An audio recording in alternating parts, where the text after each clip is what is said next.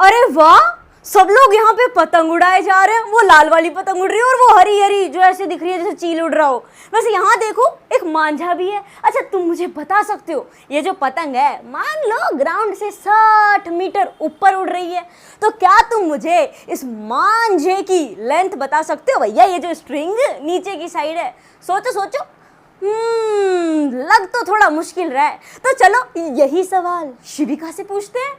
Hello everyone, my name is Shivika and I am studying in class 10th। तो जनाब जैसा सवाल आपने पूछा है वैसा ही सवाल एक्सरसाइज 9.1 का क्वेश्चन नंबर 5 है। तो चलो देखते हैं कि क्वेश्चन नंबर 5 में हमें क्या गिवन है और हमें क्या पता करना होगा यहाँ पे। So my dear friends, question number 5 is a kite is flying at a height of 60 metre above the ground. The string attached to the kite is temporarily tied to a point on the ground. मतलब हाथ में पकड़ के नहीं उड़ाया जा रहा है, वो जो स्ट्रिंग है जो मांझा है वो एक जगह पे टेम्परेरीली बांध दिया गया है। Now the inclination of the string with the ground is 60 degree, angle 60 degree का बन रहा है। Find the length of the string assuming that there is no slack in the string. हमें स्ट्रिंग की लेंथ पता करनी है। इस पूरे सवाल को फिगर पे भी डालेंगे तो आपको ये बहुत अच्छी तरीके से पता लग जाएगा। लेकिन यहाँ पे एक चीज आपको अज्यूम करने को कही गई है कि जब भी हम पतंग उड़ाते हैं तो जो डोरी होती है, जो मांझा होता है, भाई ऐसे ऐसे उड़ा रहे हो तो बीच के अंदर ऐसे थोड़ा सा टेढ़ा मेढ़ा नहीं हो जाता है। तो यहाँ पे आपको कहा गया है कि भैया ये अज्यूम कर लो एकदम सीधा है, ठीक है, कोई भी इधर उधर गांठ वांट कुछ भी नहीं है, एकदम स्ट्रेट है, देयर इज नो स्लैक। अब इसी के बेसिस पे हम एक फिगर बनाएंगे और उससे हमें पता लग जाएगा कि हमें कौन सी चीज पता करनी है। सो यहाँ पे आपको गिवन है कि एक पतंग है जो उड़ रही है ग्राउंड से कितने मीटर ऊपर, 60 मीटर ऊपर। सो मान लेते हैं कि अपनी पतंग है ये, ठीक है, दिस इज अवर काइट, और ये उड़ रही है ग्राउंड से 60 मीटर ऊपर, यानी दिस इज 60 मीटर। ये अपना ग्राउंड है, ठीक है, ये अपना ग्राउंड हो गया, दिस इज अवर ग्राउंड। और ये हमारी पतंग ये वाली, ये यहाँ पे पतंग है, ये पतंग मान लो, ठीक है, पत्ती सी लग रही है पर पतंग मान लो इसको। तो ये आपकी पतंग हो गई। नाउ हमें क्या पता करना है? सो माय डियर फ्रेंड्स, आपको यहाँ पे पता करना होगा पतंग ऐसे ऐसे ऐसे, ओके। सो हमें ये रस्सी है यानी डोरी जो है, जो स्ट्रिंग होती है जिससे पतंग उड़ती है, इस डोरी की, इस मांझे की, इस स्ट्रिंग की लेंथ हमें पता करनी है। और आपको ये कह दिया गया है कि ग्राउंड से ये 60 मीटर ऊपर उड़ रही है। अब सवाल आता है कि हम ये पता कैसे करेंगे। तो यहाँ पे एक चीज बिल्कुल मत मिस कर देना, आपको एक और चीज भी तो गिवन है। बोले क्या गिवन है? कि भाई ये जो रस्सी, ये जो डोरी आपने बांध रखी है जिससे कि ये पतंग उड़ रही है, यहाँ पे एक एंगल फॉर्म हो रहा है ग्राउंड के ऊपर, कितने डिग्री का? 60 डिग्री का। यहाँ पे आपको मेंशन किया गया है, यानी ये हो गया 60 डिग्री का एंगल। इसको भी ए भी मान लेते हैं कि ठीक है, जो ग्राउंड से लेके जो पतंग जहाँ पे उड़ रही है वो जो हाइट है वो ए बी है, और जहाँ पे ये जो स्ट्रिंग है यानी ये जो मांझा है जो बंधा हुआ है वो पॉइंट सी मान ले। या फिर आप ऐसा भी मान सकते हो कि पतंग अपनी सी हो जाए और ग्राउंड को हम मान ले ए, जैसा भी चाहो, ये खाली नाम देने के लिए है, आपको जिस हिसाब से सही लगे आप वैसे कर सकते हो। सो नाउ ये मान लो मेरा पॉइंट ए है जहाँ पे मांझा बंधा हुआ है, ये अपना ग्राउंड है और मेरी पतंग है सी। So this is my cut. अब क्या करना होगा हमें? 60 डिग्री एंगल दिया गया है, हाइट दे दी गई है, पूछा हमसे ये है। सो मैंने आपको पहले भी बताया 9.1 के अंदर क्या पूछा है और क्या दिया गया है, ये समझ में आ गया तो आप तुरंत आंसर निकाल दोगे। बोले क्या दिया गया है हमें? आपको माय डियर फ्रेंड्स देखोगे तो ये राइट एंगल ट्राइंगल बन रहा है। बोले जी बिल्कुल बन रहा है। सो ये आपको क्या हो गया? परपेंडिकुलर हो गया, यानी आपको परपेंडिकुलर दिया गया है। पूछा क्या है? बोले ये स्ट्रिंग की लेंथ पूछी है हमसे, तो ये स्ट्रिंग यहाँ पे किस तरह से आ रही है? बोले 90 डिग्री के अपोजिट में है, मतलब हाइपोटेनस है, मतलब हमें हाइपोटेनस पता करना है। एग्जैक्टली आपको हाइपोटेनस पता करना होगा।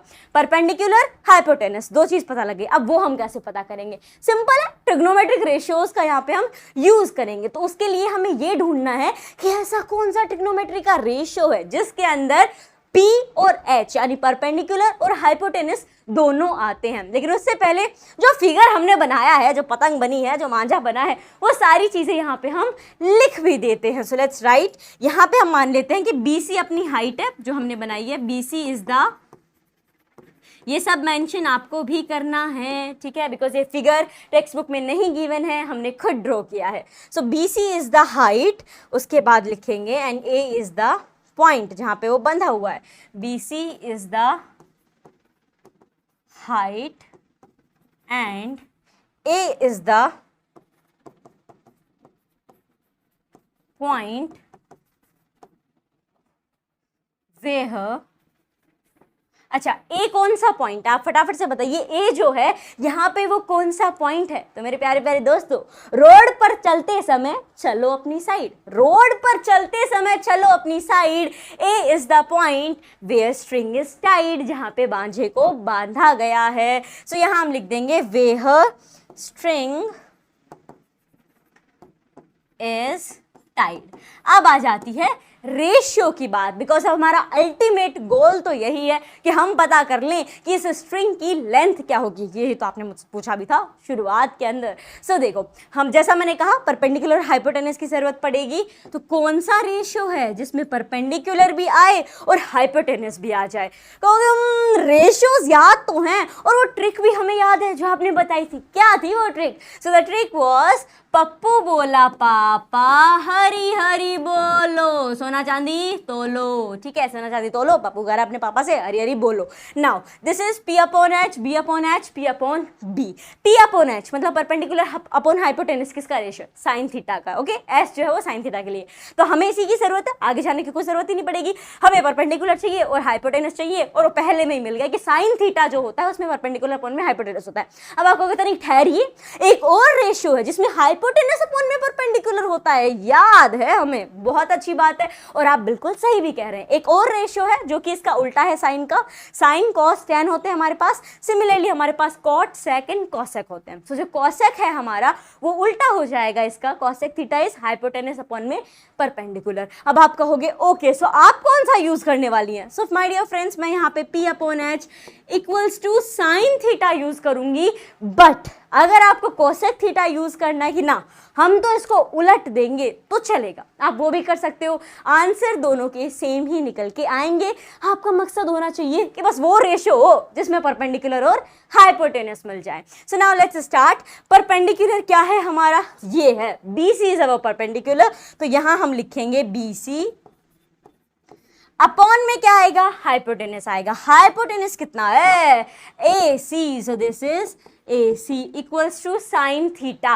नाउ सीधा सीधा साइन थीटा नहीं लिख देना है, बोले तो सो माय डियर फ्रेंड्स, यहाँ पे थीटा है ना, उसकी जगह जो एंगल गिवन होगा आपको उसकी वैल्यू डालनी पड़ेगी। सो एंगल क्या दिया गया है, 60 डिग्री दिया गया है, so it is sine 60 degree. आप कहोगे BC की भी वैल्यू है हमारे पास, हाँ अगले स्टेप में यही तो करना है, जो BC की वैल्यू है वो लिख दो, तो ये है आपके पास 60। अब कहोगे एयर कंडीशनर की बड़ी कमी है, हाँ तो नहीं ठहरिए, AC यहाँ पे वो वाला एयर कंडीशनर नहीं है, AC जो है वो आपकी स्ट्रिंग है और इसकी लेंथ पता करनी है, तो एज इट इज लिख दो AC। कहीं यहाँ पे AC का टेम्परेचर लिखते चलो ना, ये AC हो गया। नाउ साइन थीटा जो था वो हमारा साइन 60 डिग्री था। अब आ जाती है आपकी ट्रिग्नोमेट्री की टेबल, जिसे याद होना चाहिए, याद होगी तुरंत आंसर निकाल दोगे। बोले कहाँ पे तुरंत काम आने वाली है, वो यहाँ पे साइन 60 डिग्री की वैल्यू हमें डालनी है और इसके लिए वो टेबल याद होना बेहद ज़रूरी है। तो साइन 60 डिग्री क्या हो जाएगा यहाँ पे हमारा, ये हो जाएगा √3 अपॉन में 2, ठीक है, ये टेबल में है। 0 degree, 30 degree, 45 degree, 60 degree, 90 degree, sine cos और टेन का तो याद कर ही लीजिए। बाकी तीन इसके उल्टे हैं तो वो तो आप इजीली आंसर कर सकते हो, बट इन तीनों का मेन याद कर लीजिएगा, हेल्पफुल रहेगा आपके लिए। Now this is sine 60 degree जो हो गया √3 अपॉन 2। अब क्या किया जाए, तो अब आपको करना है छोटा सा काम। बोले छोटा सा काम क्या, बहुत आसान है, आप बहुत टाइम से करते आ रहे हो गणित में, मैथ्स के अंदर। जी हाँ, क्या है वो काम, क्रॉस मल्टीप्लिकेशन, यानी इसकी गुणा इधर, इसकी गुणा इधर। तो चलो कर देते हैं। AC को √3 के साथ करोगे तो क्या आएगा, AC √3 आ जाएगा। तो यहां हम लिख सकते हैं इसे √3 के साथ AC, ठीक है। इक्वल्स टू में क्या आएगा, आपको क्या करना है, 60 की मल्टीप्लिकेशन करनी है 2 के साथ। बोले ओ हो हाँ, 60 गुणा 2 करना पड़ेगा, तो क्या आएगा। तो मेरे प्यारे प्यारे दोस्तों, आजकल स्कूलों में देनी पड़ती है मोटी मोटी फीस। जी हाँ, आजकल स्कूलों में भरनी पड़ती है मोटी मोटी फीस। 60 गुणा 2 हो जाएगा 120। जी हाँ, सो दिस इज 120। अब क्या किया जाए, हमें तो खाली AC चाहिए, स्ट्रिंग की लेंथ पता करनी है, उसके अलावा हमें और किसी चीज की जरूरत नहीं। ओके, सो √3 इसके साथ एडिशनल है तो इसको उधर भेज देंगे, यानी बॉर्डर क्रॉस करा देंगे। अब चूंकि भाई मल्टीप्लिकेशन में है तो बॉर्डर पार करने की कुछ चीज तो बदलेंगे। बोले क्या बदलेगा, मल्टीप्लाई का है तो उधर जाके डिवाइड में आ जाएगा, तो ये आ जाएगा आपका AC इक्वल्स टू 120 अपॉन में √3। ठीक है, ये आपका आ गया, आपका हो गया। Okay, so this is our final answer. Definitely this is your final answer, लेकिन अधूरा है। बोले अधूरा कैसे है, देखो मैंने आपको ये पहले भी बताया है, अभी बता रही हूँ, कभी भी जो भी फाइनल आंसर होगा फ्रैक्शन में है और डिनोमिनेटर अगर रूट में है तो वो फाइनल आंसर वैलिड नहीं है, यानी वो अभी आपका फाइनल आंसर नहीं होगा।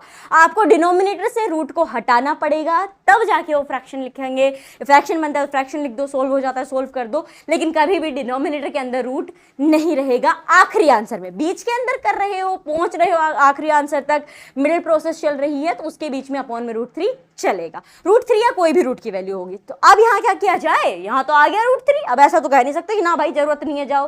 सो माय डियर फ्रेंड्स, अब आपको करना होगा यहाँ पे रैशनलाइज। रैशनलाइज कैसे करते हैं, बहुत ही आसान है, ऊपर और नीचे जो भी डिनोमिनेटर में वैल्यू है उसको मल्टीप्लाई कर दो। तो इसको कर देंगे √3 को मल्टीप्लाई हम ऊपर भी और नीचे भी, यानी न्यूमरेटर में भी और डिनोमिनेटर में भी। अब इसमें इसको इक्वल टू में अगर लूँ तो ये क्या आएगा, 120 को √3 से मल्टीप्लाई करोगे, सिंपल 120 √3 आ जाएगा, अपॉन में क्या आएगा। सो देखो √3 और √3 आपस में होंगे मल्टीप्लाई, यानी रूट के अंदर 2 3 आ गए, मतलब एक पेयर बन गया। अब चूंकि पेयर बन गया तो वो बाहर आ जाएगा रूट से, सीधी सी बात है।